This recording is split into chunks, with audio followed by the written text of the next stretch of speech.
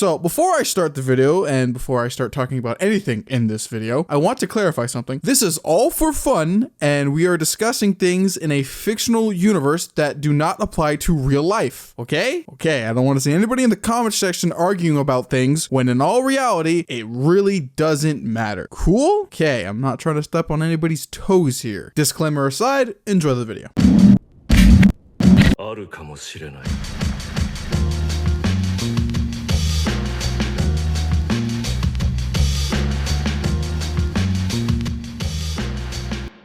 I need to get something off my chest here at the very beginning of the video. I have been a JoJo fan for a very long time. I've seen opinions and reactions range from the hypest thing ever to why is this in this part? This is garbage. This part sucks. I've seen all of it. But there is one thing that is so consistent, I will always bet money on it forever. That being the introduction of Jesus Christ within Steel Ball Run. Every single time it goes something like this. God, I just love reading Steel Ball Run.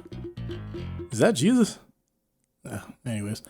Gyro! It happens every time, and at probably the highest it will ever go will be like, oh, you know, the corpse of Jesus is here, you know, it's kind of important to the plot, you know, the holy corpse. That's it. And like the idea of Jesus just leaves people's mind. The Messiah of parts of the Abrahamic faith just appeared in a Japanese manga, and we're all just gonna go, and then shrug? What? Due to the fact that Jesus has now been introduced to the JoJo universe, which is so weird saying out loud, it introduces a lot of mysteries and a lot of complex ideas to this franchise's lore overall that I find very hyper fascinating that I'm shocked nobody has ever covered. I've been a JoJo fan for, I'd say what, getting close to a decade now, and I've never seen anybody cover the religious influences on JoJo ever, as it's a perfect storm for me as I do like history and theology outside of anime. Intro aside, let's just jump right into this. So the first idea that I want to knock out of the ballpark is this, the idea that religion doesn't play a factor in the idea of JoJo's lore or just in general. In fact, it plays a pretty major part. Both monotheism and polytheism play a part in JoJo's, both in its art, its story, and its lore. More mono than poly, I'll be honest, but both still play a huge factor in it. If you really squeeze JoJo down to its bare idea, it's really just a Rocky making a story about good people doing good actions to save everybody. If you boil down Christianity, which is the thing I'll be talking about in this video, it's the same idea, with a bit of redemption in there for some of the characters, which eventually JoJo ends up doing in Steel Ball Run, which I'll be honest, I probably won't have the opportunity to bring this up ever again in the rest of the video, but more or less the entire story of Steel Ball Run is just a person discovering Christianity and then becoming a better person because of it. It's all just one giant allegory for becoming a better person through Christianity. That's all Steel Ball Run is. We were all gaslit into thinking it was normal, but it wasn't. And honestly, I'm fine with that.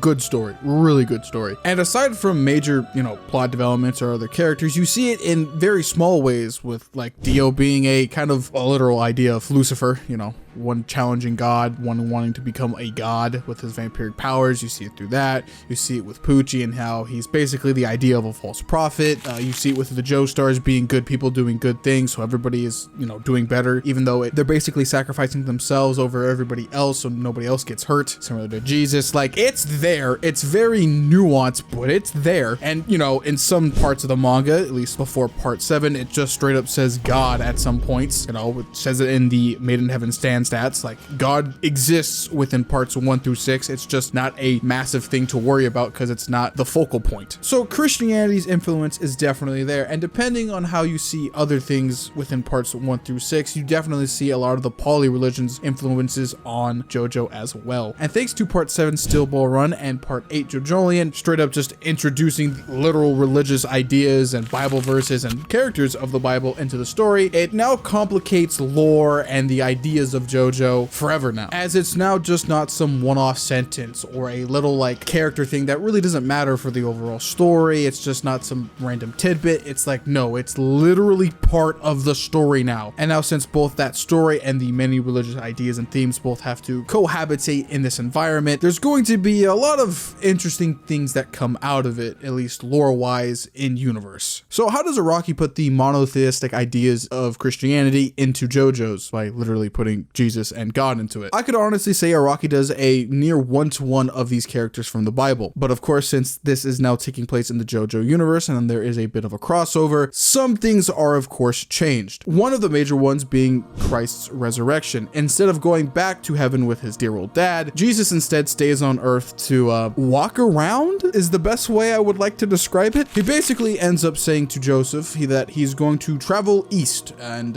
explore Asia is what can be determined from the manga panels. He eventually lands on the coast of Asia and eventually crosses the Pacific, meets up with some of the natives of America, and then dies again, but his corpse is scattered across America as they have extremely powerful holy abilities that lead into some of the shenanigans of Steel Ball Run. So yeah, it's pretty different from the original Bible story. It's almost kind of insane just kind of recapping all that for you guys, but yeah, it's how Araki somehow manages to squeeze in probably one of the most important figures of human history ever into his story. It's cool though. But where the theology kicks in here is with the stand power. Jesus has a stand. It's shown a few times. The thing here is though, this stand is supposed to be Araki's way of explaining Jesus's supernatural powers. Araki has always wanted to explain the supernatural through his power system. If a historical person were to have supernatural abilities, people would describe them as supernatural abilities or God-given abilities or monster-given abilities. But in reality, Araki likes to kind of explain it to being that people just don't know what they're seeing, and instead they're actually stand users or Hamon users or any other power system he's made up. Same goes with Jesus. Jesus has a stand. It's shown a few times, but is also still connected to God. You see, Araki has this very Eastern way of thinking. It's pretty prevalent in most Eastern religions of balance, good and bad, positive and negative, black and white. And Araki puts this idea into his version of Christianity within JoJo's. The creator, which is supposed to be God here, as God is referred to as creator in Genesis, makes carbon-based life forms and silicon-based life forms as an equal balance to each other, one good,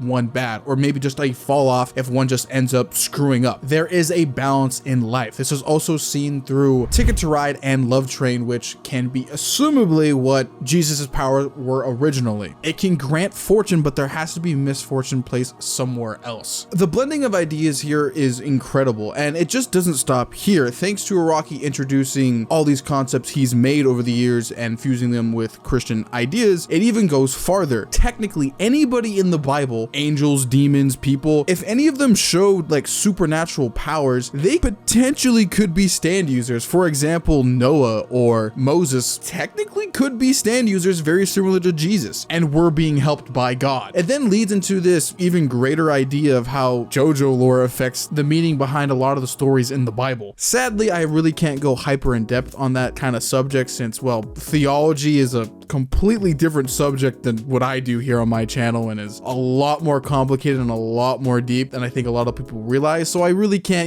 dig into that idea, but it's still technically there to dissect if somebody really wants to. But I can do another. If JoJo can affect the Bible can affect JoJo. A lot of the pre-established ideas that we already thought were pretty concrete in JoJo now kind of take a bit of a twist once you start to see the series like this. A lot of the Christian ideas and Christian canon, and especially the theology here, really change up the lore of the series. What I mean by that is JoJo has always messed with the supernatural. Many of the time it is in spin-off manga, but sometimes it is brought up in the main series. The biggest one I want to talk about here is how the manga deals with other deities in its lore. In Thus Spoke Ron Kishibe, titled The Run, we are introduced to Yoma, a person who has become the avatar of Hermes, the god of muscle. On a surface level interpretation, you just might chalk it up to being just, the avatar of this god. But if we take in the full context of what Araki is kind of building with parts 7 and 8 and how the Christian god might be the creator of the JoJo universe, which is really weird saying, and if you know the Bible verses and what it says in that book, that this avatar might not be a god but could be potentially a demon, which is really weird saying, because in the Old Testament there is like a slight hint that there are other creator deities, but you probably shouldn't worship them because it's like worshiping like an old car when you would like God, a car that will never fail on you. But in the New Testament it's like anything but God is either make-believe or just straight up a fallen angel or literal Lucifer himself. And this isn't the only other god we see in the manga. We also see another one in another Rohan story with the mountain gods of Millionaire Village, which are not really elaborated on, but from how their actions are portrayed and how very weird they are, yeah, they could be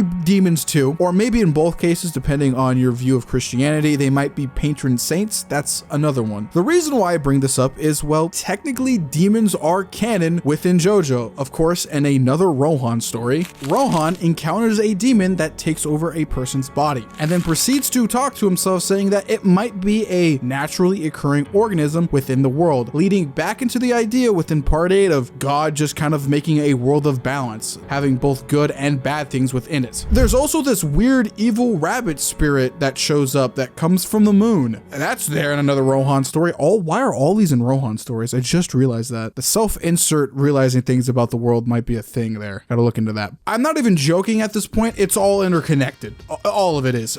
Like, there isn't just no, oh, haha, funny, it's like all Christian based. No, it's there. It's there in depth and explained to you. It's just you have to make the connection. Araki's just not feeding it to you by hand. This even goes even further. Rohan is introduced in part 9, giving the idea to JoDio about the mechanisms of life and how they play a factor in it. The trend of Rohan just being part of these supernatural things that kind of connect back to God in very loose ways, being in a main part, which for the past couple parts now has had a loose connection or just being a straight up analogy for Christian ideology, is not even a joke anymore. Like, part 9 is probably going to have some serious Christian themes if you start looking at it really deep. Like, I honestly would bet money that part 9's mechanism idea is probably just going to equal out to being like the theology of JoJo God, which is one part Christian doctrine, another part Eastern ideology and religion, and another part JoJo stand shenanigans and power system shenanigans. I love how Araki is building up his world very slowly and introducing ideas that are very low key but extremely respectful in that manner, as it was kind of a crazy leap for even adding any of this stuff to a manga like this. Also, crazy tinfoil hat Meta's conspiracy theory here. I genuinely do believe Araki is either a super nerd about Christian doctrine or he's actually a Christian himself. Am I crazy? Or are you crazy? Or both crazy? Maybe. I don't know. Hey guys, I'm Metas. Hopefully I'll see you all in the next one. Until then, peace out and Godspeed.